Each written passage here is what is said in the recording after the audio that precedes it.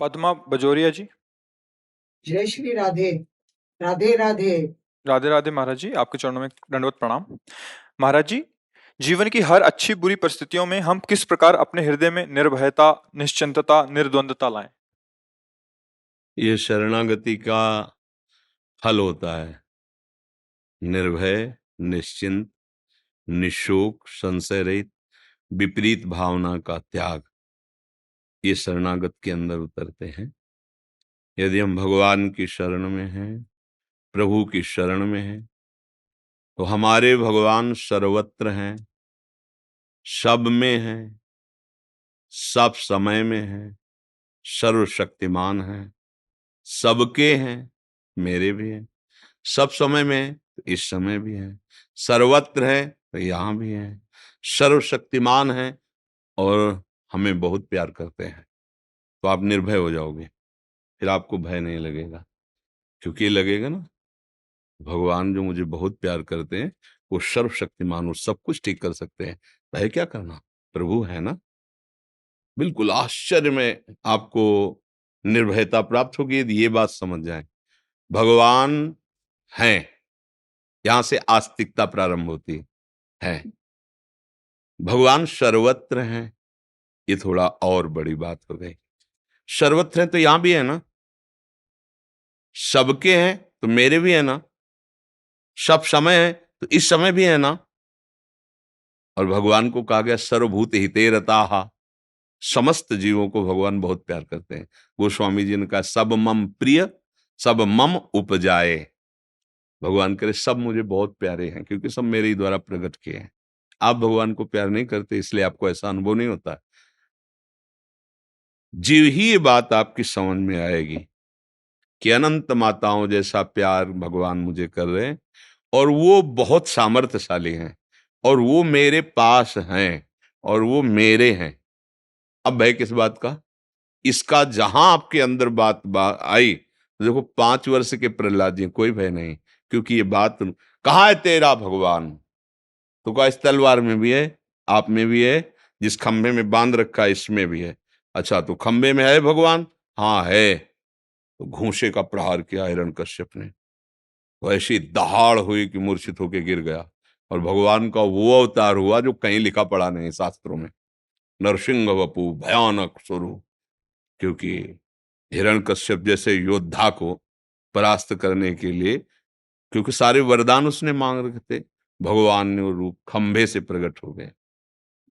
कहो सु कहां जहां प्रभु नाही, तो फिर भय किस बात का, इतना सामर्थ्यशाली भगवान हमारे समीप है, हमें प्यार कर रहा है, फिर मुझे कोई भयभीत कैसे कर सकता है। निशोक,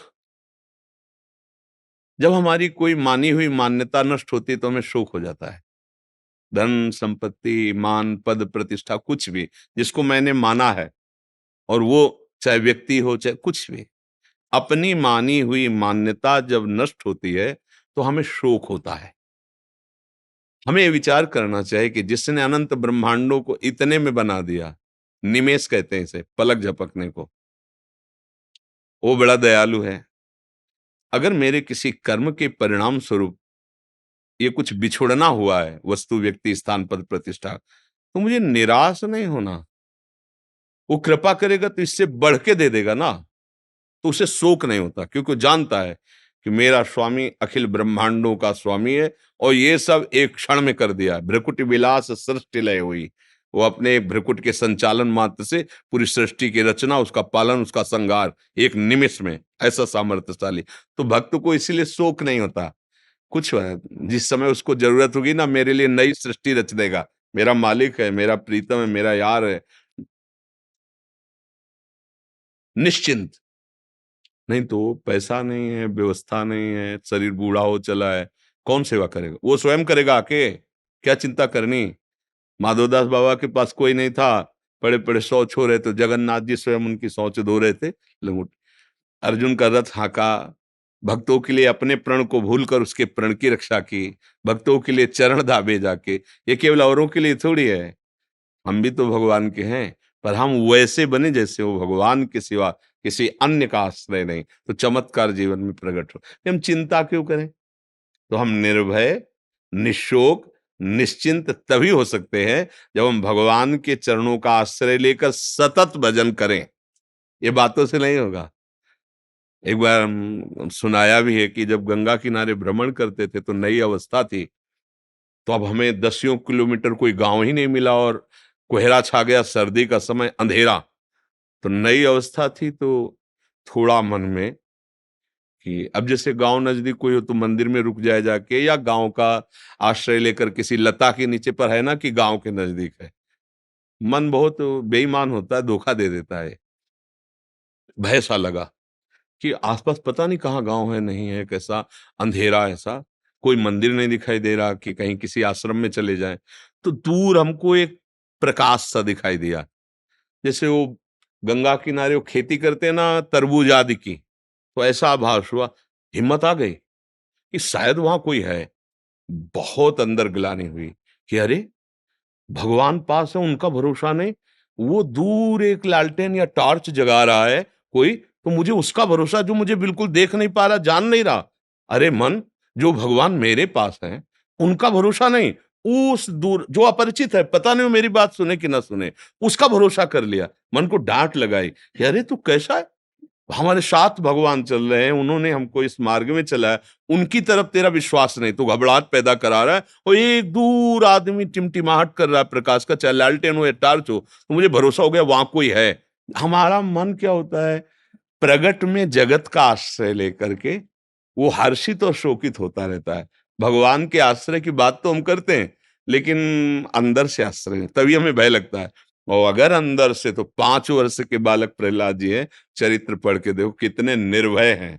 अपना, उनके पिता ये हिरण्यकश्यप और त्रिभुवनपति पद पे, और ऐसे बात करते हैं, दैत्यराज, ये जो मेरी बुद्धि भगवान में लगी, पढ़ाने लिखाने से नहीं लगती, ये किसी के सिखाने से नहीं हुई, ये महात्माद रजोभिषेकम, भगवत प्रेमी महात्माओं के चरण रज के प्रताप से दाड़ रहे। 5 वर्ष का बालक और त्रिभुवनपति हिरण्यकश्यप, न कोई भय है, न कोई चिंता है, न कोई शोक है, क्योंकि पता है मेरा भगवान मेरे साथ हर समय है। तो भगवान हर समय है, इसका पता आपको कैसे चलेगा? जेई नाम तेई कृष्ण, जेई कृष्ण तेई नाम। अगर आपके मुख में नाम चल रहा है, राधा राधा, कृष्ण कृष्ण, राम राम, हरि हरि, शिव, जो भी नाम जपते हो, तो मतलब नाम जप कर रहे हो तो भगवान आपके स्मृति में है और भगवान आपके साथ है। अब तुम्हें चिंता करने की जरूरत नहीं।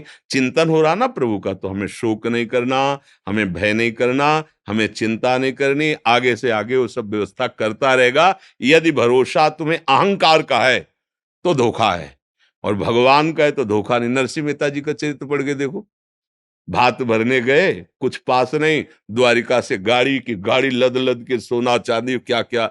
अरे वो अखिल को, एक पर्वत है यहाँ मृत्युलोक में ही, जो 4 लाख योजन का, जिसे सुमेरु कहते हैं, 4 लाख योजन लंबा चौड़ा सोने का पर्वत। यहाँ किलो 2 किलो हो जाए तो अहंकार कर लेते हैं कि भाई हम धनी, इतना बड़ा पर। और ऐसे कितने भगवान के, और वो भगवान हमारे, अब क्या चिंता करना यार, हमारे लिए वो जब चाहेंगे तुरंत व्यवस्था कर देंगे। ऐसा भरोसा भक्त को जिसे हो जाता है, वो फिर चिंता नहीं करता, वो निश्चिंत रहता है।